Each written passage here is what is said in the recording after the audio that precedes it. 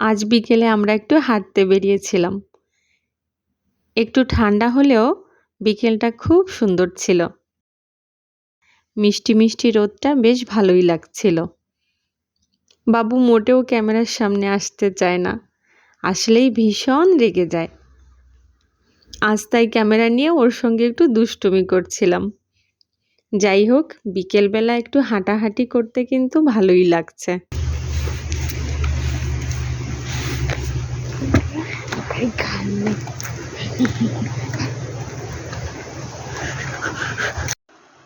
এখানে ছোট একটা নালার মতো বয়ে গেছে। এখানে পাহাড় থেকে জল নেমে আসে, মাঝে মধ্যে কমে যায় আবার বেড়ে যায়। সামারের সময় এখান দিয়ে যখন যাওয়া আসা করি তখন মনে হয় এখানে নেমে স্নান করতে পারতাম। সত্যি কথা বলতে কি, এখানে তো আর আমাদের দেশের মতো পুকুর নদী নালা নেই, তাই একটু জল দেখলেই মনটা অন্যরকম হয়ে যায়।